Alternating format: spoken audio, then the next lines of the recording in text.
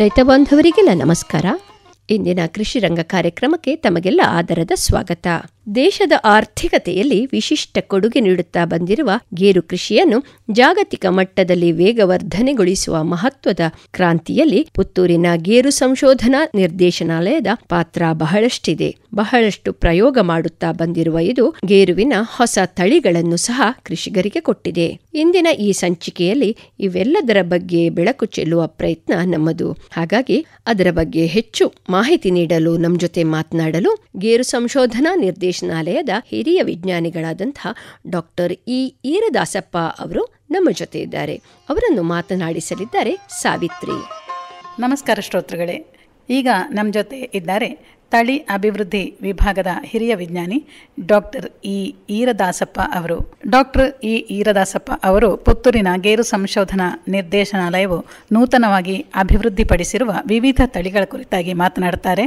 ಸಂಸ್ಥೆಯಲ್ಲಿ ಈವರೆಗೆ ಕೆಲವು ತಳಿಗಳನ್ನು ಪರಿಚಯಿಸಲಾಗಿತ್ತು, ಆದರೆ ಇದೀಗ ನೂತನವಾಗಿ 5 ಗೇರು ತಳಿಗಳನ್ನು ಪರಿಚಯಿಸಲಾಗಿದೆ. ಈ ಕುರಿತು ಅವರು ನಮಗೆ ತಿಳಿಸಿಕೊಡಲಿದ್ದಾರೆ. ಸರ್, ಕಾರ್ಯಕ್ರಮಕ್ಕೆ ಸ್ವಾಗತ.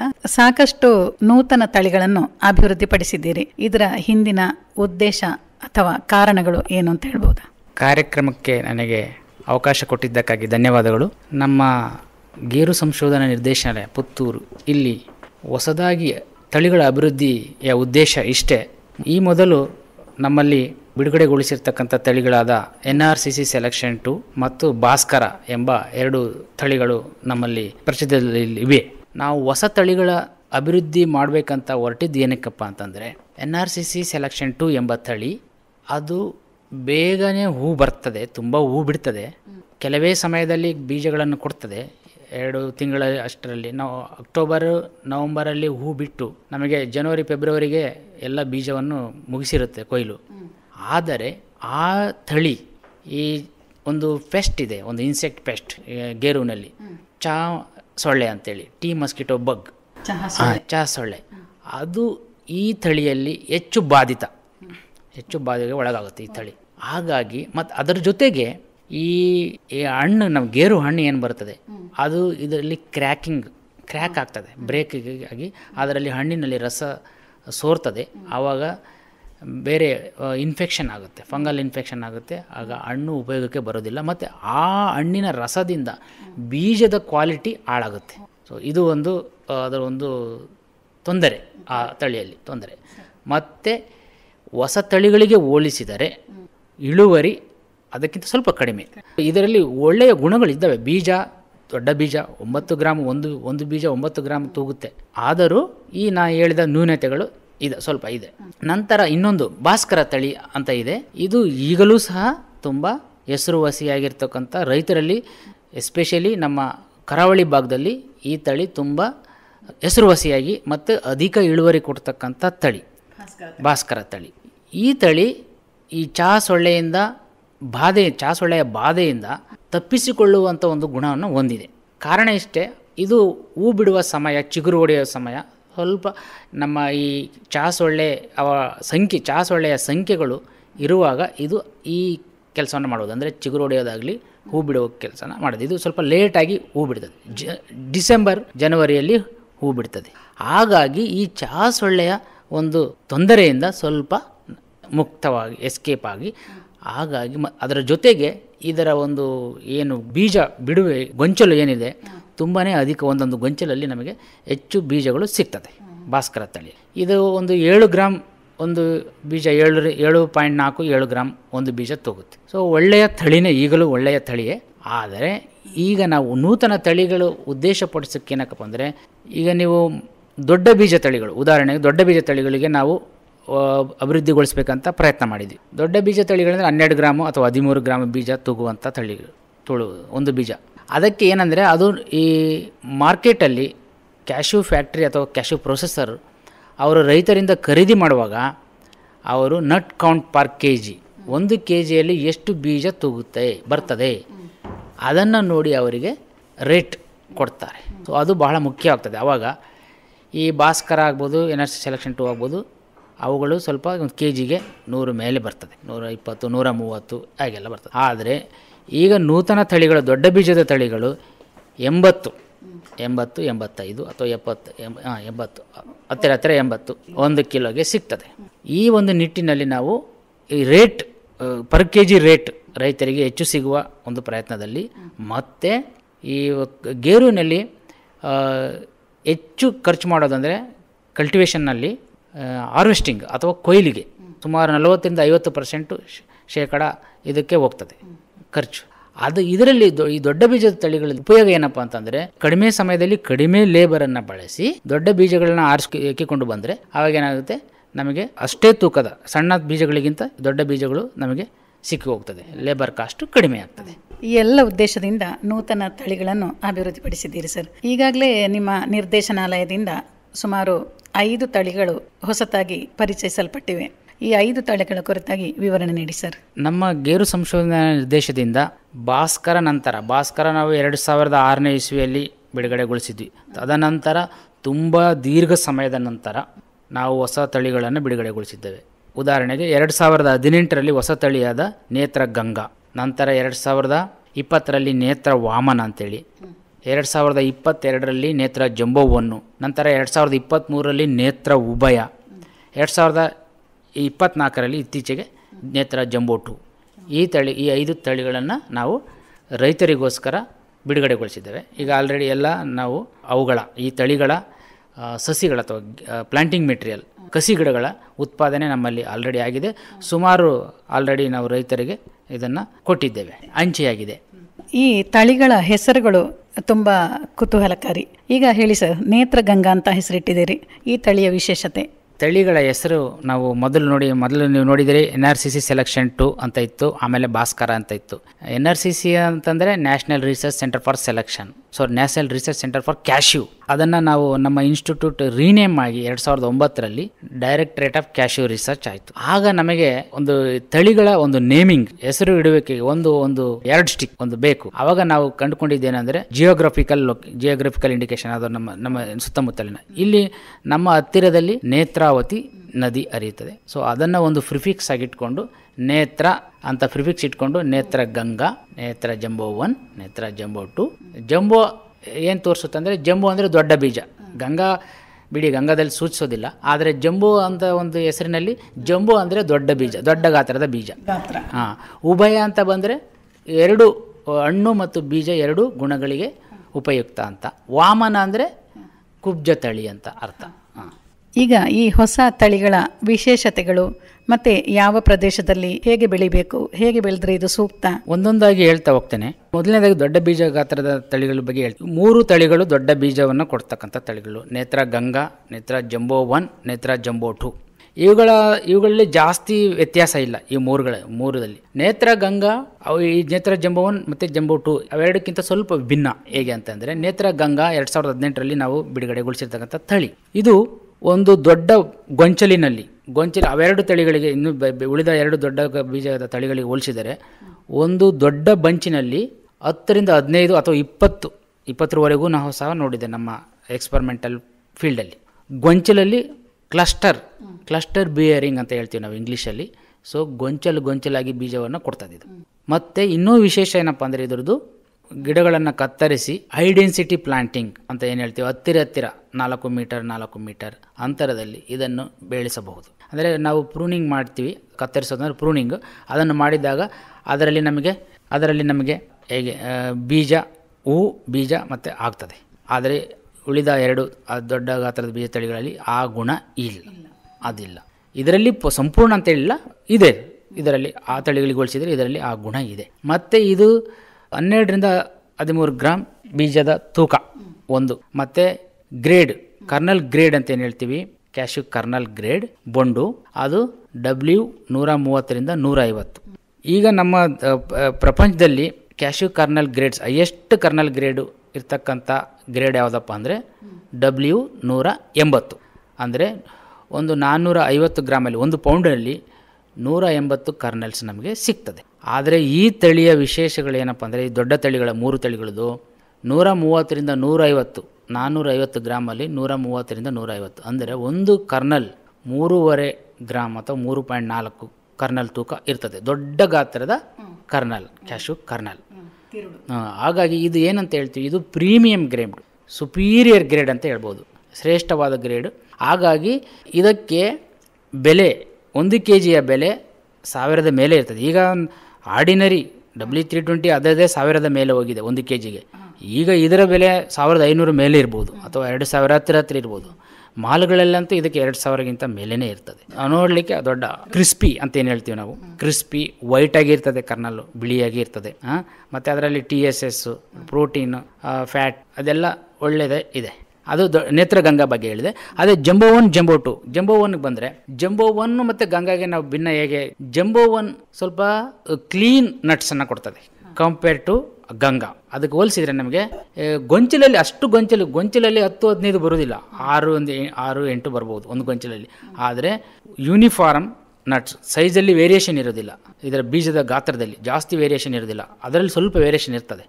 ಮತ್ತು ಆ ಗಂಗಾದಲ್ಲಿ ಸ್ವಲ್ಪ ಬೀಜ ಸ್ವಲ್ಪ ಕಪ್ಪಾಗುವ ಮತ್ತು ಶ್ರಿಂಕ್ ಮುಡ್ಚಿಕೊಳ್ಳುವ ಹಾಗೆ ಆಗುವಂಥ ಗುಣ ಐತೆ ಜಾಸ್ತಿ ಗೊಂಚಲಲ್ಲಿ. ಆದರೆ ಇದರಲ್ಲಿ ಅದು ಸಮಸ್ಯೆ ಇಲ್ಲ, ಯೂನಿಫಾರ್ಮ್ ಸೀಡ್ಸ್ ಇರ್ತದೆ ಮತ್ತು ಕಲರ್ ಹಾಗೆ ಮೇಂಟೈನ್ ಮಾಡ್ತದೆ. ಮತ್ತು ಜಂಬೋ 2 ಗಂಗಾ ಹಳದಿ ಬಣ್ಣದ ಹಣ್ಣನ್ನು ಕೊಡ್ತದೆ, ಕ್ಯಾಶು ಹಣ್ಣನ್ನು. ಜಂಬೋ 1 ಕೆಂಪು ಹಣ್ಣು ಕೊಡ್ತದೆ. ಜಂಬೋ 2 ಸ್ವಲ್ಪ ಕೆಂಪು ಹಣ್ಣಿನ ಥರನೇ ಇರುತ್ತೆ, ಸ್ವಲ್ಪ ವ್ಯತ್ಯಾಸ ಇರುತ್ತೆ ಜಂಬೋ 1 ಥರನೇ. ಆದರೆ ಇದರಲ್ಲಿ ನಮಗೆ ಏನು ಹೇಳ್ತೀವಿ, ಗೇರೆಣ್ಣೆ ಮತ್ತು ಪ್ರೋಟೀನು, ಅದರಲ್ಲಿ ಜಂಬೋ 1ಗೆ ಮತ್ತು ಜಂಬೋ 2ಗೆ ಸ್ವಲ್ಪ ವ್ಯತ್ಯಾಸ ಇದೆ.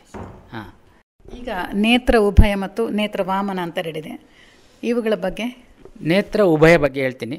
ನೇತ್ರ ಉಭಯ ಇದೊಂದು ದ್ವಿಉಪಯೋಗಿ ತಳಿ.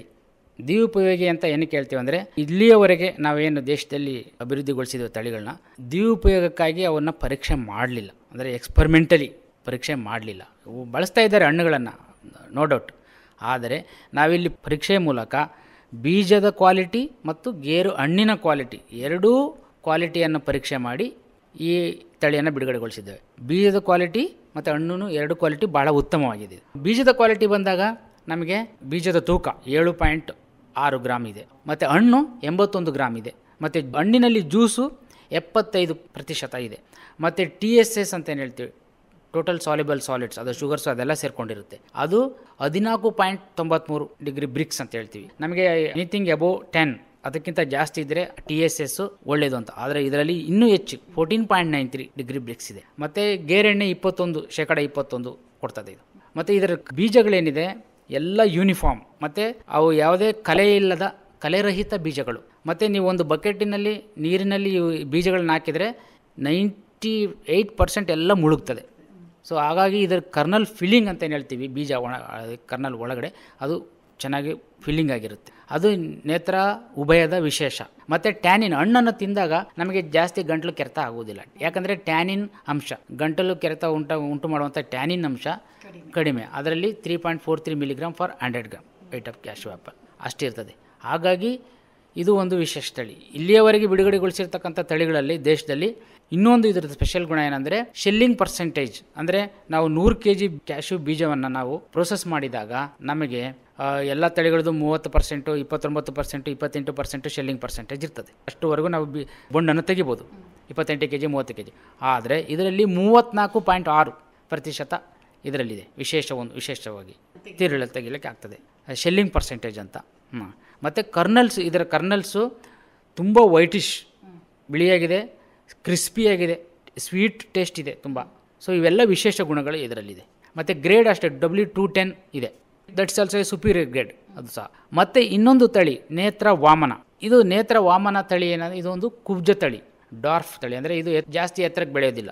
ಇದನ್ನು ನಾವು ನಮ್ಮ ಗೇರು ವೈವಿಧ್ಯ ಏನಿದೆ, ತಳಿ ವೈವಿಧ್ಯ, ಇದರಲ್ಲಿ ನಮ್ಮಲ್ಲಿ ಏನು ನಾವು ಮೇಂಟೈನ್ ಮಾಡಿದ್ದೇವೆ ನಮ್ಮ ಸಂಸ್ಥೆಯಲ್ಲಿ, ಅದರಲ್ಲಿ ನಾವು ಕಂಡುಕೊಂಡಿರ್ತಕ್ಕಂಥ ಒಂದು ತಳಿ. ಇದನ್ನು ನಾವು ಏನಕ್ಕೆ ಬಿಡುಗಡೆಗೊಳಿಸಿದ್ವಿ ಅಂದರೆ ಐಡೆನ್ಸಿಟಿ, ಅಂದರೆ 3 ಮೀಟರ್ 3 ಮೀಟರು ಅಥವಾ 4 ಮೀಟರ್ 4 ಮೀಟರು ಅಂಥ ಒಂದು ಅಂತರದಲ್ಲಿ ಈ ಗಿಡಗಳನ್ನು ಬೆಳೆಸ್ಬೋದು. ಅದರ ಜೊತೆಗೆ ಇದು ಕಿಚನ್ ಗಾರ್ಡನ್. ಈಗ ಕೆಲವರಿಗೆ ನಾನು 2 ಗಿಡ ಹಾಕ್ತೀನಿ, 3 ಗಿಡ ಹಾಕ್ತೀನಿ, ನನಗೆ ಜಾಗ ಇಲ್ಲ, ಜಮೀನಿಲ್ಲ ನನಗೆ ಅಂತ ಇರ್ಬೋದು. ಆ ಥರದವರಿಗೆ ಕಿಚನ್ ಗಾರ್ಡನ್ ಅವ್ರ ಬ್ಯಾಕ್ ಯಾರ್ಡಲ್ಲಿ, ಮನೆ ಹಿಂದಗಡೆ ಹಿತ್ತಲಲ್ಲಿ. ಇದರಲ್ಲಿ ಏನಂದರೆ ಇದರಲ್ಲಿ ಮ್ಯಾನೇಜ್ಮೆಂಟ್ ತುಂಬ ಕಡಿಮೆ. ಐಡೆನ್ಸಿಟಿಯಲ್ಲಿ ಪ್ಲಾಂಟಿಂಗ್ ಮಾಡಿಕೊಂಡ್ರೆ ಇದರ ಇನ್ನು ಮ್ಯಾನೇಜ್ಮೆಂಟ್ ತುಂಬ ಕಡಿಮೆ, ಜಾಸ್ತಿ ಕತ್ತರಿಸೋ ಅಗತ್ಯ ಇಲ್ಲ. ಯಾಕಂದರೆ ಇದರ ಸ್ಪ್ರೆಡ್ಡು, ಅಂದರೆ ಮರದ ಸ್ಪ್ರೆಡ್ಡು ಮತ್ತು ಎತ್ತರ ಜಾಸ್ತಿ ಹೋಗೋದಿಲ್ಲ. ಸೊ ಹಾಗಾಗಿ ಮ್ಯಾನೇಜ್ಮೆಂಟ್ ಕಡಿಮೆ. ಮತ್ತು ಬೀಜ 5 ಗ್ರಾಮ್ ಇದೆ, ಮೀಡಿಯಮ್ ಸೈಜ್ W320 ಗ್ರೇಡ್ ಕೊಡ್ತೈತೆ ಕರ್ನಲ್ಲು. W320 ಅನ್ನೋ ಅಂತಕ್ಕಂಥ ಕರ್ನಲ್ ಗ್ರೇಡು ತುಂಬ ಫಾಸ್ಟಾಗಿ ಮಾರ್ಕೆಟಲ್ಲಿ ಮೂವ್ ಆಗುವಂಥ ಒಂದು ಗ್ರೇಡು.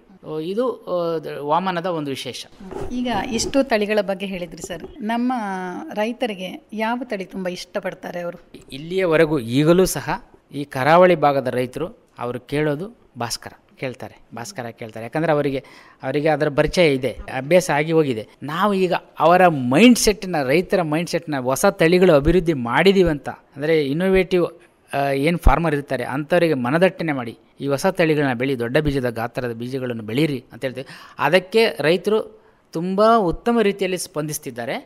ಆಲ್ರೆಡಿ ನಮ್ಮ ಹೊಸ ಬೀಜದ ತಳಿಗಳು, ಈ ಹೊಸ ಬೀಜದ ತಳಿಗಳು ಇನ್ನೊಂದು ನಾವು ವಿಶೇಷ ಹೇಳಿಲ್ಲ ನಾನು, ವಿಶೇಷತೆ ಕಳೆದ ವರ್ಷ ಆಗಸ್ಟ್ನಲ್ಲಿ ನಮ್ಮ ಸನ್ಮಾನ್ಯ ಪ್ರಧಾನಮಂತ್ರಿಗಳು ಈ 2 ಹೊಸ ತಳಿಗಳು ನೇತ್ರ ಗಂಗಾ, ನೇತ್ರ ಜಂಬೋವನ್ನು ಇವನ್ನು ದೇಶಕ್ಕೆ ಲೋಕಾರ್ಪಣೆ ಮಾಡಿದರು. ಅದಾದ ನಂತರ ನಮಗೆ ಈ ಗಿಡಗಳ ಜಂಬೋವನ್ನು ಯಾರ ಬಾಯಲ್ಲಿ ಕೇಳಿದ್ರು ಸರ್ ಜಂಬೋವನ್ನು ಗಿಡಗಳು ನನಗೆ ಬೇಕು ಅಂತ ಇದ್ದಾರೆ.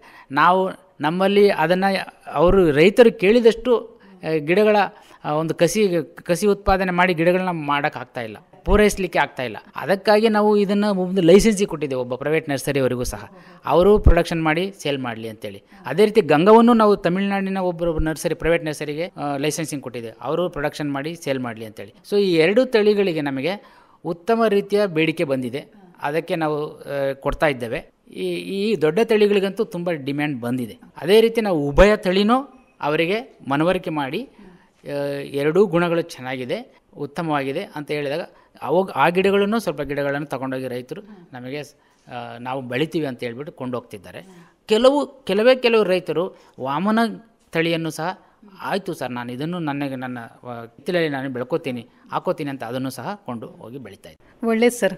ನೀವು ಹೇಳಿದ ಈ ನೇತ್ರವಾಮನ ಅದು ಕೂಡ ತುಂಬ ಈಗ ಪರಿಚಿತ ಆಗಿರುವಂಥ ತಳಿ. ಯಾವುದು ಗೇರು ತಳಿಗಳು ಅಥವಾ ಗೇರು ಗಿಡಗಳನ್ನು ಕೊಳ್ಳುವುದರಲ್ಲಿ ಕೂಡ ಒಂದು ದೊಡ್ಡ ಕ್ರಾಂತಿ ಉಂಟಾಗಿದೆ ಅಂತ ನೀವು ಹೇಳಿದ ಮಾತುಗಳಲ್ಲಿ ಗೊತ್ತಾಯ್ತು ಸರ್. ಈಗ ಈ ತಳಿಗಳ ವಿಶೇಷತೆಗಳು ಇದರ ಬಗ್ಗೆ ಒಂದಷ್ಟು ತಿಳಿಸಿದ್ರಿ. ಮತ್ತೆ ಯಾವ ಪ್ರದೇಶದಲ್ಲಿ ಹೇಗೆ ಬೆಳಿಬಹುದು, ಹೇಗೆ ಬೆಳೆದ್ರೆ ಸೂಕ್ತ, ಹಾಗೂ ಈ ನೂತನ ತಳಿಗಳನ್ನು ನೆಟ್ಟು ಪೋಷಿಸುವ ಕ್ರಮ ಹೇಗೆ ಇತ್ಯಾದಿ ಬಗ್ಗೆ ಒಂದಷ್ಟು ಮಾಹಿತಿಗಳು ನಮ್ಮ ರೈತರಿಗೆ. ಗೇರು ತಳಿಗಳನ್ನು ನಾವು ಮೊದಲನೇದಾಗಿ ಗಿಡಗಳನ್ನು ಎಲ್ಲಿಂದ ಯಾವ ತಳಿ ನಾನು ಬೆಳಿಬೇಕು, ಆ ತಳಿಯ ಗಿಡಗಳು ಎಲ್ಲಿ ಸಿಗ್ತದೆ ಅನ್ನೋದು ರೈತರು ಮೊದಲು ತಿಳ್ಕೊಬೇಕು. ಉತ್ತಮ ಕ್ವಾಲಿಟಿಯ ಗಿಡಗಳ ಖರೀದಿ ಬಹಳ ಮುಖ್ಯ ಆಗ್ತದೆ. ಅದಕ್ಕೆ ಕನಿಷ್ಠ 5 ಅಥವಾ 6 ತಿಂಗಳು ಆಗಿರಬೇಕು ಕಸಿ ಮಾಡಿದ ಗಿಡಗಳು. ಅಷ್ಟು ಪ್ರಾಯದ ಗಿಡಗಳನ್ನೇ ಪರ್ಚೇಸ್ ಮಾಡಬೇಕು ರೈತರು. ಮತ್ತು ನರ್ಸರಿ, ಸರ್ಕಾರಿ ನರ್ಸರಿ ಆಗಿರ್ಬೋದು, ಉದಾಹರಣೆ ನಮ್ಮ ಗೇರು ಸಂಶೋಧನಾ ನಿರ್ದೇಶನ ನರ್ಸರಿ. ರೈತರಂತೂ ನಮ್ಮ ನರ್ಸರಿಯಲ್ಲಿ ಬೆಳೆದಿರ್ತಕ್ಕಂಥ ಗಿಡಗಳು ತುಂಬಾ ಎಕ್ಸಲೆಂಟ್ ಕ್ವಾಲಿಟಿ ಅಂತೇಳ್ಬಿಟ್ಟು ಯಾವುದೇ ರೈತರು ಬಂದರೂ ನಾವು ಬೇರೆ ಕಡೆ ನೀವು ಸಿಗ್ತದೆ ಅಂತ ಹೇಳಿದ್ರು ಅವರು ನಮ್ಮಲ್ಲೇ ಬರ್ತಾರೆ. ಯಾಕಂದರೆ ನಮ್ಮ ಗಿಡಗಳ ಕ್ವಾಲಿಟಿ ಅದನ್ನು ನಾವು ಮೇಂಟೈನ್ ಮಾಡ್ತಾ ಇದ್ದೇವೆ. ಕೆಲವು ಪ್ರೈವೇಟ್ ನರ್ಸರೀಸ್ ಇದೆ, ಅವರಲ್ಲೂ ನಮ್ಮಲ್ಲಿ ನಾವೆಲ್ಲ ದೇಶದ ಎಲ್ಲ ಭಾಗಗಳಿಗೆ ನಾವು ಸಪ್ಲೈ ಮಾಡಲಿಕ್ಕೆ ಪೂರೈಸಲಿಕ್ಕೆ ಆಗೋದಿಲ್ಲ. ಅಂಥ ಒಂದು ಪರಿಸ್ಥಿತಿಯಲ್ಲಿ ಅವಾಗ ರೈತರು ನಮ್ಮಲ್ಲಿ ಸಿಗಲಿಲ್ಲ ಅಂದರೆ ಮತ್ತೆ ಬೇರೆಯವ್ರ ಕಡೆ ಕೊಂಡೋಗಲೇಬೇಕಾದ ಅನಿವಾರ್ಯ ಬರ್ತದೆ. ಅವಾಗ ಕೊಂಡೋಗ್ತಾರೆ. ಕೆಲವು ಗಿಡಗಳು ಸಾಯ್ತದೆ, ಆವಾಗ ಬರ್ತಾರೆ ನಮ್ಮಲ್ಲಿ ಯಾವಾಗ ಸಿಗ್ತದೆ ಆವಾಗ ಬರ್ತಾರೆ, ಕೊಡ್ತೇವೆ. ಮತ್ತು ಈ ಗಿಡಗಳನ್ನು ನೆಡುವ ಕ್ರಮದಲ್ಲಿ 2 ರೀತಿಯ ಸ್ಪೇಸಿಂಗನ್ನು ಬಳಸ್ಬೋದು. ನಾರ್ಮಲ್ ಡೆನ್ಸಿಟಿ, ಹೈ ಡೆನ್ಸಿಟಿ ಅಂತೇಳಿ. ನಾರ್ಮಲ್ ಡೆನ್ಸಿಟಿ ಅಂದರೆ 25 ಫೀಟು ಸಾಲಿಂದ ಸಾಲಿಗೆ ಗಿಡದಿಂದ ಗಿಡಕ್ಕೆ ಅಂತರ, ಅಂದರೆ 7.5 ಮೀಟರ್ 7.5 ಮೀಟರ್ ಅಥವಾ 8 ಮೀಟರ್ ಬೈ 8 ಮೀಟರ್. ಇದು ನಾರ್ಮಲ್ ಡೆನ್ಸಿಟಿ ನಾವು ಹೇಳೋದು. ಯಾವುದೇ ತಳಿಯನ್ನು ಈ ಪದ್ಧತಿಯಲ್ಲಿ ಬೆಳೆಸ್ಬೋದು, ನಾರ್ಮಲ್ ಡೆನ್ಸಿಟಿಯಲ್ಲಿ ಪದ್ಧತಿಯಲ್ಲಿ. ಇದು ತುಂಬ ಒಳ್ಳೆಯ ಪದ್ಧತಿ. ಕೆಲವರು 10 ಮೀಟರ್ನೂ ಹಾಕ್ಕೊಂಡು ಬೆಳೀತಾರೆ, ಅದರಲ್ಲಿ ಏನು ತೊಂದರೆ ಇಲ್ಲ. ಮತ್ತು ಇನ್ನೊಂದು ಹೈ ಡೆನ್ಸಿಟಿ ಪದ್ಧತಿ ಅಂತರ, ಅದು 4 ಮೀಟರ್ 4 ಮೀಟರ್ 4x4 ಮೀಟರ್ ಅಥವಾ 5x5 ಮೀಟರ್ ಈ ಪದ್ಧತಿಗಳಲ್ಲಿ ಬೆಳಿಬಹುದು. ಆದರೆ ಆ ಪದ್ಧತಿಗೆ ನಾವು ಶಿಫಾರಸು ಮಾಡೋದು ಕೆಲವು ತಳಿಗಳು. ಉದಾಹರಣೆಗೆ VRI3 ಅಂತ ತಮಿಳುನಾಡಿನಿಂದ ಬಿಡುಗಡೆಗೊಳಿಸಿರ್ತಕ್ಕಂಥ ತಳಿ VRI3. ನಮ್ಮ ಪ್ರದೇಶದಲ್ಲಿ ಕೂಡ ಇದೆ. ಇದು ತುಂಬ ದೇಶದ ನಾನಾ ಭಾಗಗಳಲ್ಲಿ ತಳಿ ಆಲ್ರೆಡಿ ಪರಿಚಯವಾಗಿದೆ ತುಂಬ ಸಮಯದಿಂದ. ಈ ತಳಿ 7 ಗ್ರಾಮ್ ಬೀಜದ ತೂಕ ಹೊಂದಿರ್ತದೆ. ಆದರೆ ಇದರ ನಾವು ಐಡೆನ್ಸಿಟಿಗೆ ಎಂಥ ತಳಿಗಳನ್ನು ಹೇಳ್ತೇವೆ ಅಂತಂದರೆ, ಅದನ್ನು ಕತ್ತರಿಸಿದಾಗ ಹೊಸದಾಗಿ ಗೆಲ್ಲುಗಳು ಏನು ಬರ್ತದೆ ಅದು ಹೂ ಬಿಡಬೇಕು ಮತ್ತು ಬೀಜ ಕಟ್ಟಬೇಕು. ಸೊ ಅಂಥ ತಳಿಗಳನ್ನ ಮಾತಾಡ್ತಾರೆ. ಅದಕ್ಕೆ VRI3 ಇದು ಸೂಕ್ತ. ನಂತರ ಸ್ವಲ್ಪ ಪ್ರಮಾಣದಲ್ಲಿ ನಮ್ಮ ನೇತ್ರಗಂಗಾ ಎನ್ನುವ ತಳಿ, ದೊಡ್ಡ ಬೀಜದ ತಳಿ ಇದೆ, ಅದು ಸಹ ಸ್ವಲ್ಪ ಸ್ಪಂದಿಸ್ತದೆ ಪ್ರೂನಿಂಗಿಗೆ. ಅದರ ಜೊತೆಗೆ ಇನ್ನೊಂದು ಲೇಟೆಸ್ಟಾಗಿ ಕಳೆದ 2 ವರ್ಷ ಹಿಂದೆ ವೆಸ್ಟ್ ಬೆಂಗಾಲ್ನಿಂದ ಪಶ್ಚಿಮ ಬಂಗಾಳದವರು ಬಿಧಾನ್ ಬೋನ್ಸಾಯಿ ಕಾಜು ಅಂತ ಒಂದು ಹೊಸ ತಳಿಯನ್ನು ಬಿಡುಗಡೆ ಮಾಡಿದ್ದಾರೆ. ಅದು ಸಣ್ಣ ಬೀಜದ ತಳಿ, ಆದರೆ ಪ್ರೂನಿಂಗ್ ಮಾಡಿದಾಗ ಈ VRI3 ರೀತಿಯ ಉಪಯೋಗಗಳನ್ನು ಕೊಡ್ತದೆ. ಮತ್ತು ಇನ್ನೊಂದು ತಳಿ ಹೈ ಡೆನ್ಸಿಟಿಯಲ್ಲಿ ವಾಮನ, ನೇತ್ರ ವಾಮನ. ಸೊ ಇಷ್ಟು ತಳಿಗಳನ್ನು ಮಾತ್ರ ಹೈ ಡೆನ್ಸಿಟಿಯಲ್ಲಿ ರೈತರು ಬೆಳ್ಕೋಬಹುದು. ಆದರೆ ಕೆಲವು ರೈತರು ಇಲ್ಲ ಸರ್, ನಾನು ಈ ನಾರ್ಮಲ್ ಭಾಸ್ಕರ, ಉಳ್ಳಾಲ 3 ಆಗ್ಬೋದು, ವೆಂಗೂರ್ಲ 7 ಅಥವಾ ಇನ್ನೂ ಜಂಬವನ್ನು ಇದೆಲ್ಲದನ್ನು ನಾನು ಹೈ ಡೆನ್ಸಿಟಿಯಲ್ಲಿ ಬೆಳಿತೀನಿ ಸರ್ ಅಂತ ಹೇಳ್ತಾರೆ. ಅವರಿಗೆ ನಾವು ಒಂದು ಕಂಡೀಷನ್ ಹಾಕ್ತೇವೆ, ಬೆಳೀರಿ ನೀವು, ಬೇಡ ಅನ್ನೋದಿಲ್ಲ, 4x4 ಮೀಟರ್ ಅಥವಾ 5x5 ಹಾಕಿ. ಆದರೆ ಒಂದು ಕಂಡೀಷನ್ ಏನು, 8 ವರ್ಷ ಆದಮೇಲೆ ಅಥವಾ 9 ವರ್ಷ ಆದಮೇಲೆ ಅಥವಾ 7 ವರ್ಷ, ಒಮ್ಮೊಮ್ಮೆ 7 ವರ್ಷ ಆದಮೇಲೆ ಏನಾಗುತ್ತೆ, ಪ್ರತಿಯೊಂದು ಗಿಡ ಒಂದಕ್ಕೊಂದು ಏನು ಹತ್ತಿರ ಇರ್ತದೆ 4 ಮೀಟ್ರು, ಅದು ಗೆಲ್ಲುಗಳೆಲ್ಲ ತಾಗ್ತದೆ, ಬ್ರಾಂಚಸ್. ಆವಾಗ ನಾವು ಹೇಳ್ತೀವಿ ಪ್ರತಿಯೊಂದು ಮಧ್ಯದ ಒಂದು ಗಿಡವನ್ನು ತೆಗಿಬೇಕು ಅಷ್ಟು ಸಮಯ ಆದಮೇಲೆ. ಅಷ್ಟು ಮಾಡ್ತೀರಾ ಅಂತಂದರೆ ನೀವು ಬೆಳೀರಿ. ಕೆಲವರು ಒಪ್ಕೊಂಡು ಹೋಗ್ತಾರೆ, ಅವರಿಗೆ 4-5 ವರ್ಷಕ್ಕೆ ಅದು ಅನುಭವಕ್ಕೆ ಬಂದು ಬಿಡ್ತದೆ.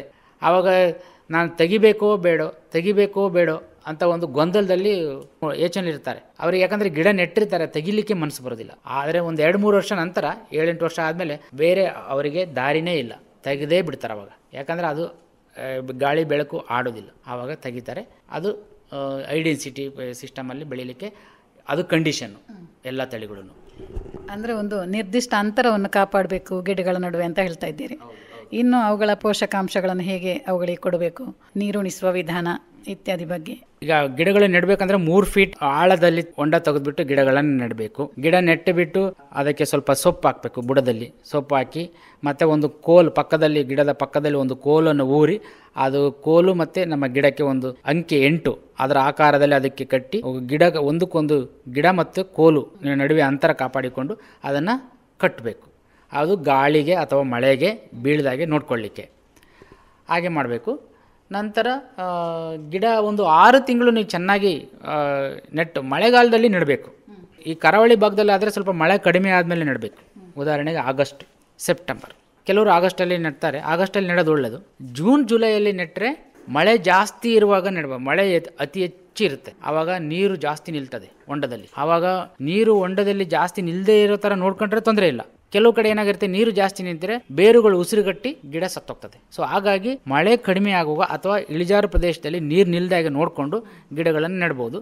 ಮತ್ತು ಪೋಷಕಾಂಶಗಳನ್ನು ಕೊಡೋದೇನೆಂದರೆ, ನಮಗೆ ಪ್ರತಿ ವರ್ಷದ ಪ್ರಾಯದ ಮೇಲೆ, ಗಿಡದ ಪ್ರಾಯದ ಮೇಲೆ ಪೋಷಕಾಂಶಗಳನ್ನು ಕೊಡ್ಬೋದು. ನಮ್ಮ ಒಂದು ಟೇಬಲ್ ಅಥವಾ ಕೋಷ್ಟಕ, ನಾವು ಅದನ್ನು ಫರ್ಟಿಲೈಸರ್ಸ್, ಗೊಬ್ಬರಗಳ ಒಂದು ಪ್ರತಿ ವರ್ಷ ಎಷ್ಟೆಷ್ಟು ಕೊಡಬೇಕು ಅನ್ನೊಂದು ಗಿಡಕ್ಕೆ ಅಂತೇಳಿ ನಮ್ಮಲ್ಲಿ ಇದೆ, ಪಟ್ಟಿ ಇದೆ. ಆ ಪಟ್ಟಿಯನ್ನು ನೀವು ರೈತರು ಅನುಸರಿಸಿದರೆ ಸಾಕು. ಗೊಬ್ಬರ ಕೊಡುವ ಸಮಯ ಮೊದಲನೇ ವರ್ಷದಲ್ಲಿ ನೀವು ಆಗಸ್ಟಲ್ಲಿ, ಮಳೆ ಸ್ವಲ್ಪ ಕಡಿಮೆ ಆದಾಗ ತೇವ ಇರುವ ಸಮಯದಲ್ಲಿ ಗಿಡದ ಸುತ್ತ ಒಂದು ವೃತ್ತಾಕಾರದ ಸಣ್ಣ ಕಣಿ ಮಾಡಿ ಮಣ್ಣನ್ನು ತೆಗೆದುಬಿಟ್ಟು ಆ ಕಣಿಯಲ್ಲಿ ಗೊಬ್ಬರಗಳ ಮಿಶ್ರಣವನ್ನು ಅದರಲ್ಲಿ ಹಾಕಿ ಹೇಗೆ ಮಣ್ಣನ್ನು ಮುಚ್ಚಿ ಹಾಗೆ ಬಿಡಬೇಕು. ಅದು ಗಿಡ ಬೆಳೆದ ಪ್ರಾಯ ಜಾಸ್ತಿ ಆಗ್ತಾ ಇತ್ತಲ್ಲ, ಆ ಕಣಿಯನ್ನು ಸ್ವಲ್ಪ ದೂರ ಹೋಗ್ತದೆ. ಗೇರು ತಳಿಯಿಂದ ಅಂದರೆ ಗಿಡದ ಬುಡದಿಂದ ಸ್ವಲ್ಪ ದೂರ ಹೋಗ್ತದೆ. 1/2 ಮೀಟರು, 3/4 ಮೀಟರು, 1.5 ಮೀಟರು, ಹಾಗೆ ಪ್ರಾಯದ ಪ್ರಕಾರ ಅದನ್ನು ಅನುಸರಿಸಬೇಕು.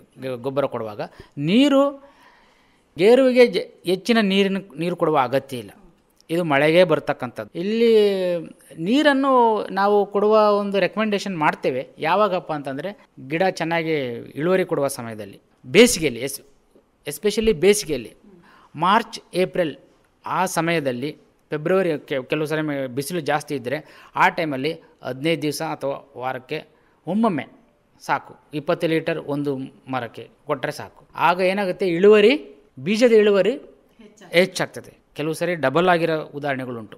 ಇದು ನೀರು ಕೊಡಬೇಕು. ಇದು ನೀರಿನ ಸೋರ್ಸ್ ಇದ್ದರೆ, ಇರಿಗೇಷನ್ ಸೋರ್ಸ್ ಈಸ್ ದೇರ್, ಅವರಿಗೆ ರೈತರಿಗೆ ಇತ್ತಂದರೆ ಕೊಡಿ, ಇಲ್ಲ ಅಂದರೆ ಇಲ್ಲ. ಇದಕ್ಕೆ ರೆಕಮೆಂಡೆಡ್ ಡ್ರಿಪ್ ಇರಿಗೇಷನ್, ಅದು ಗೇರಿಗೆ, ಅದು ಬೇರುಗೆನೆ ನೀರು ಹೋಗೋಂಥ ಸಿಸ್ಟಮ್. ಒಳ್ಳೆಯದು ಸರ್. ಈ ಹೊಸ ತಳಿಗಳು ಎಷ್ಟು ಸಮಯದಲ್ಲಿ ಬೀಜ ಬಿಡ್ತದೆ, ಅಥವಾ ನಾವು ಅವುಗಳ ಇಳುವರಿಯನ್ನು ಎಷ್ಟು ಸಮಯದ ನಂತರ ತಗೊಳ್ಬೋದು? ಒಂದು 10 ವರ್ಷ ಈ ಥರ? ನಮ್ಮ ಈ ಹೊಸ ತಳಿಯಾದ ನೇತ್ರಗಂಗಾ ನಮ್ಮ ಸಂಸ್ಥೆಯಲ್ಲಿ 2ನೇ ವರ್ಷಕ್ಕೇ ಬೀಜ ಬಿಟ್ಟಿದೆ. ಮಣ್ಣಿನ ಫಲವತ್ತತೆಗೆ ಅನುಗುಣವಾಗಿ ಸುಮಾರು ಪ್ರದೇಶಗಳಲ್ಲಿ ಈ ತಳಿ 2ನೇ ವರ್ಷದಲ್ಲಿಯೇ ಬೀಜವನ್ನು ಬಿಟ್ಟಿದೆ. ನೇತ್ರಗಂಗಾ ಎನ್ನುವ ತಳಿ. ಈ ಇನ್ನು ಬಾಕಿ ತಳಿಗಳು 3 ವರ್ಷ, 3ನೇ ವರ್ಷದಲ್ಲಿ ಬರ್ತದೆ. 3ನೇ ವರ್ಷದಲ್ಲಿ ನಮಗೆ ಅರ್ಧ kg ಅಥವಾ ಅರ್ಧ kgಗಿಂತ ಕಡಿಮೆ ಒಂದು ಗಿಡಕ್ಕೆ ಬರ್ತದೆ. 3 ವರ್ಷ ಬೇಕೇ ಬೇಕು. ಗೇರು ಎಲ್ಲ ಸಾಮಾನ್ಯವಾಗಿ ಗೇರು ತಳಿಗಳು 3ನೇ ವರ್ಷಕ್ಕೇ ಕೊಡೋದು. ಫಲವತ್ತತೆ, ಮಣ್ಣಿನ ಫಲವತ್ತತೆ ಚೆನ್ನಾಗಿತ್ತು ಅಂತಂದರೆ 2ನೇ ವರ್ಷಕ್ಕೆ ಬರ್ತದೆ. ರೈತರು 2ನೇ ವರ್ಷದಲ್ಲಿ ಗಿಡ ಹೇಗೆ, ಅದರ ಆಕಾರ ಹೇಗಿದೆ, ಜಾಸ್ತಿ ಗೆಲ್ಲುಗಳಿದೆಯಾ ಅದನ್ನು ನೋಡಿಕೊಂಡು 2ನೇ ವರ್ಷದಲ್ಲಿ ಬೀಜ ಬಂದರೆ ಅದನ್ನು ಬಿಡಬಹುದು, ಅಂದರೆ ಕೊಯ್ಲು ಮಾಡಬಹುದು. ಅಥವಾ ಗಿಡಕ್ಕೆ ಶಕ್ತಿ ಇಲ್ಲ, ಅದು ಜಾಸ್ತಿ ಇಲ್ಲ ಅಂದರೆ ಅದನ್ನು ಏನಂತೀವಿ, ಅದನ್ನು ಹೂ ಬಂದಿದ್ದನ್ನು ಚೂಟಿ ಹಾಕಬೇಕು. 3ನೇ ವರ್ಷದಲ್ಲಿ ಆವಾಗ ಗಿಡ ಸ್ವಲ್ಪ ಚೆನ್ನಾಗಿ ಬೆಳ್ಕೊಂಡಿರುತ್ತೆ, ಆಗ ಬೀಜ ಆಗಲಿಕ್ಕೆ ಬಿಡ್ಬೋದು. ಈಗ ಒಂದು 10 ವರ್ಷ ಪ್ರಾಯದ ಮರ ಎಷ್ಟು ಕಿಲೋಗ್ರಾಮ್ ಇಳುವರಿ ಕೊಡ್ಬೋದು? ಇದು ತುಂಬ ಕಷ್ಟದ ಪ್ರಶ್ನೆ ಹೇಳ್ಬೇಕಪ್ಪ ಅಂದರೆ. ಯಾಕಂದರೆ ರೈತರು ಹೇಗೆ ಅವರ ಆರೈಕೆ ಮಾಡ್ತಾರೆ ಗಿಡಗಳನ್ನ, ಮಣ್ಣಿನ ಫಲವತ್ತತೆ ಮತ್ತು ಈ ಗೊಬ್ಬರ ಕೊಟ್ಟಿದ್ದಾರಾ. ಈಗ ಅಡಿಕೆಯ ಬೇರೆ ಬೇರೆ ಬೆಳೆಗಳಿಗಾದರೆ ಗೊಬ್ಬರ ಎಲ್ಲ ಕೊಡ್ತಾರೆ, ಆದರೆ ಗೇರುಗೆ ಮಾತ್ರ ಗೊಬ್ಬರ ಕೆಲವರು ಕೊಡೋದಿಲ್ಲ. ಆವಾಗ ಅದರಿಂದ ಜಾಸ್ತಿ ಇಳುವರಿ ನಾವು ಎಕ್ಸ್ಪೆಕ್ಟ್ ಮಾಡೋಕ್ಕಾಗಲ್ಲ. ಆದರೆ ಈ ಎಲ್ಲ ಸ್ಟ್ಯಾಂಡರ್ಡ್ ಪ್ಯಾಕೇಜ್ ಆಫ್ ಪ್ರಾಕ್ಟೀಸಸ್ ಅನುಸರಿಸಿದ್ದೇ ಆದರೆ ಡೆಫಿನೆಟ್ಲಿ 8ರಿಂದ 10 kg ಅಧಿಕ ಇಳುವರಿ ಕೊಡ್ತಕ್ಕಂಥ ತಳಿಗಳು ಭಾಸ್ಕರ 12 kg, 15 kg, ವೆಂಗೂರ್ಲಾ 7, ವೆಂಗೂರ್ಲಾ 4 ಅಂತ ಮಹಾರಾಷ್ಟ್ರದ ತಳಿಗಳು 18 kgವರೆಗೂ ಒಂದು ಮರಕ್ಕೆ ಕೊಡುವ ಅಂದರೆ ಉದಾಹರಣೆಗಳಿದ್ದಾವೆ. ಅಂದರೆ ಇದು 10 ವರ್ಷದ ಪ್ರಾಯದ ಮರ. ಈಗ ಒಟ್ಟಾಗಿ ಈ ಹೊಸ ತಳಿಗಳ ಬಗ್ಗೆ ತಮ್ಮ ಶಿಫಾರಸು ಏನು ಸರ್? ಒಟ್ಟಾಗಿ ಹೇಳ್ಬೇಕಪ್ಪ ಅಂದರೆ ಹೊಸ ತಳಿಗಳು ರೈತರಿಗೆ ನಿಜವಾಗ್ಲೂ ತುಂಬ ಉಪಯೋಗನೇ, ಲಾಭದಾಯಕನೇ. ಯಾಕೆಂದರೆ ಅವರಿಗೆ ಈ ದೊಡ್ಡ ಬೀಜದ ಗಾತ್ರದ ತಳಿಗಳಾಗಿರೋದ್ರಿಂದ 1 kg ಬೀಜಕ್ಕೆ ಅವರಿಗೆ ಹೆಚ್ಚು ಬೆಲೆ ಸಿಗ್ತದೆ, ಮತ್ತು ಕೂಲಿ ಖರ್ಚು ಕಡಿಮೆ. ಮತ್ತು ಈ ದ್ವಿಉಪಯೋಗಿ ತಳಿ ಹೇಳಿದೆ, ಅದರಲ್ಲಿ ಹಣ್ಣನ್ನು ಸಹ ಬಳಸ್ಬೋದು, ಬೀಜವನ್ನು ಸಹ ಬಳಸ್ಬೋದು. ಅಂದರೆ ಹೊಸ ತಳಿಗಳ ಕುರಿತಾಗಿ ರೈತರಿಗೆ ಏನು ಹೇಳಿ ಬಯಸ್ತೀರಿ ಸರ್ ತಾವು? ಈ ಹೊಸ ತಳಿಗಳು ನಮ್ಮ ಸಂಸ್ಥೆಯಿಂದ ಏನು ಬಿಡುಗಡೆಗೊಳಿಸಿದ್ದೇವೆ, ಎಲ್ಲ ರೈತರು, ಪ್ರತಿಯೊಬ್ಬ ರೈತರು ಹಳೆ ತಳಿಯೊಟ್ಟಿಗೇ ಈ ಹೊಸ ತಳಿಗಳನ್ನು ಬೆಳೆಸಿ ಇವುಗಳ ಒಂದು ಪರ್ಫಾರ್ಮೆನ್ಸ್ ಹೇಗೆ ಇದೆ ಅಂತ ನೀವು ನೋಡಿ, ಅದಕ್ಕೋಸ್ಕರ ನಾವೀಗ DCCD ಸ್ಪಾನ್ಸರ್ ಮಾಡಿರ್ತಕ್ಕಂಥ, ಅಂದರೆ ಅವ್ರ ಬಜೆಟ್ ಕೊಟ್ಟಿರ್ತಕ್ಕಂಥ ಅವರ ಅನುದಾನದಲ್ಲಿ ನಾವು ಕಳೆದ 3 ವರ್ಷದಿಂದ ಡೆಮಾನ್ಸ್ಟ್ರೇಷನ್ಸ್ ಆಫ್ ನ್ಯೂ ವೆರೈಟೀಸ್ ಅಂತ ಒಂದು ಯೋಜನೆಯನ್ನು ಹಮ್ಮಿಕೊಂಡು ಈಗ ಆಲ್ರೆಡಿ ಕಳೆದ 2 ವರ್ಷದಲ್ಲಿ 175 ಎಕರೆಯಲ್ಲಿ ಒಬ್ಬೊಬ್ಬ ರೈತನಿಗೆ 1 ಎಕರೆ ಪ್ರದೇಶದಲ್ಲಿ ಈ ಹೊಸ ತಳಿಗಳ ಒಂದು ಪ್ರಾತ್ಯಕ್ಷಿಕೆ. ಉದಾಹರಣೆಗೆ ಪುತ್ತೂರು ತಾಲೂಕಿನಲ್ಲಿ ಯಾವುದೋ ಒಂದು ಉಪ್ಪಿನಂಗಡಿ ಅಂಥ ಒಂದು ಏರಿಯಾದಲ್ಲಿ ಒಬ್ಬ ರೈತ 1 ಎಕರೆ ಪ್ರದೇಶದಲ್ಲಿ ಈ 4 ತಳಿಗಳು, ಹೊಸ ತಳಿಗಳು ಅಥವಾ 5 ತಳಿಗಳು ಬೆಳೆದ ಅಂತಂದರೆ ಅದು ಒಂದು ಮಾದರಿ ಆಗುತ್ತೆ. ಅವನು 3 ವರ್ಷ, ಅವನಿಗೆ ಬೇಕು 3 ವರ್ಷ ಸಮಯ ಬೇಕು, 3 ವರ್ಷ ಏನು 5 ವರ್ಷ ಬೇಕು, ಅದು ಹೇಗೆ ಚೆನ್ನಾಗಿ ಬಿಡ್ತದ, ಬೀಜ ಬರ್ತದ, ಎಲ್ಲ ಹೇಳಿದ ಗುಣಗಳೆಲ್ಲ ಬಂದಿದೆಯಾ ಇಲ್ಲ ಅಂತೇಳಿ. ಆವಾಗ ಪಕ್ಕದ ನೆರೆಹೊರೆಯ ರೈತರು ಈ ರೈತನ ಪ್ರಾತ್ಯಕ್ಷಿಕೆಯ ರೈತನನ್ನು ಬಂದು ನೋಡಿ ಅವರಿಗೆ ಒಂದು ಮನದಟ್ಟಾಗುತ್ತೆ. ಆ ನಿಟ್ಟಿನಲ್ಲಿ ನಾವು ಕಳೆದ 2 ವರ್ಷದಲ್ಲಿ 175 ಎಕರೆಗೆ ಕೊಟ್ಟಿದ್ದೇವೆ. ಈಗ ಈ ವರ್ಷದಲ್ಲಿ ನಾವು ಇನ್ನೂ ಒಂದು ಹೆಜ್ಜೆ ಮುಂದೆ ಹೋಗಿ ಡ್ರಿಪ್ ಇರಿಗೇಷನ್, ಪ್ರಾತ್ಯಕ್ಷಿಕೆಯಲ್ಲಿ ಡ್ರಿಪ್ಪಿಗೆ ಅನುದಾನ ಕೊಡ್ತಾಯಿದ್ದೇವೆ. 1 ಎಕರೆಗೆ 30,000 ರೂಪಾಯಿ. ಗಿಡಗಳ ಖರ್ಚು ಮತ್ತು ಡ್ರಿಪ್ ಇರಿಗೇಷನ್ ಪೈಪ್ಲೈನ್ಗೆ ಏನು ಖರ್ಚಾಗ್ತದೆ ಅದು ಸೇರಿಬಿಟ್ಟು 1 ಎಕರೆಗೆ ನಾರ್ಮಲ್ ಡೆನ್ಸಿಟಿಯಲ್ಲಿ ಹಾಕಿದರೆ 1 ಎಕರೆಗೆ 30,000 ರೂಪಾಯಿ. ಒಬ್ಬ ರೈತನಿಗೆ 1 ಎಕರೆಗೆ ಹನಿ ನೀರಾವರಿ ಒಟ್ಟಿಗೆ ಗೇರು ಗಿಡಗಳನ್ನು ಬೆಳೆಸೋದು. ಹೊಸ ತಳಿಗಳು 2 ಕಂಡೀಷನಲ್ಲಿ ಬೆಳೆಸೋದು, ಒಂದು ನಾರ್ಮಲ್ ಡೆನ್ಸಿಟಿ, ಇನ್ನೊಂದು ಹೈ ಡೆನ್ಸಿಟಿಗೆ ನಾನು ಆವಾಗ ಶಿಫಾರಸು ಮಾಡಿದ ತಳಿಗಳನ್ನೇ ಬೆಳೆಸಬೇಕು. ಅದರ ಗೈಡ್ಲೈನು ರೈತರಿಗೆ ಬೇಕಂದರೆ ನಮ್ಮನ್ನು ಸಂಪರ್ಕಿಸ್ಬೋದು. ಮತ್ತು ಈ ಡ್ರಿಪ್ ಹಾಕುವುದು ಕಡ್ಡಾಯ. ಒಬ್ಬ ರೈತನಿಗೆ 2.5 ಎಕರೆವರೆಗೂ ಅವಕಾಶ ಇದೆ. ಅಂದರೆ ನಾರ್ಮಲ್ ಡೆನ್ಸಿಟಿ ಹಾಕಿದರೆ 75,000 ಅನುದಾನವರೆಗೂ ಸಿಗುತ್ತೆ. ಹೈ ಡೆನ್ಸಿಟಿಲಿ ಹಾಕಿದರೆ 1 ಎಕರೆಗೆ 45,000 ರೂಪಾಯಿ ಸಿಗ್ತದೆ. ಅದು ಅಷ್ಟೇ, ಒಬ್ಬ ರೈತನಿಗೆ 2.5 ಎಕರೆವರೆಗೂ ನಾವು ಕೊಡಲಿಕ್ಕೆ ಅವಕಾಶ ಇದೆ. ಸೊ ಈ ಸ್ಕೀಮಿನ ಉಪಯೋಗವನ್ನು ರೈತರು ಪಡ್ಕೊಳ್ಳಿ. ಈ ಹೊಸ ತಳಿಗಳನ್ನು ಹನಿ ನೀರಾವರಿ ಒಟ್ಟಿಗೆ ಬೆಳೀರಿ, ತಮ್ಮ ಅನುಭವವನ್ನು ಇತರ ರೈತರಿಗೆ ಹಂಚಿಕೊಳ್ಳಿ ಅಂತ ನನ್ನ ಒಂದು ಕಳಕಳಿ.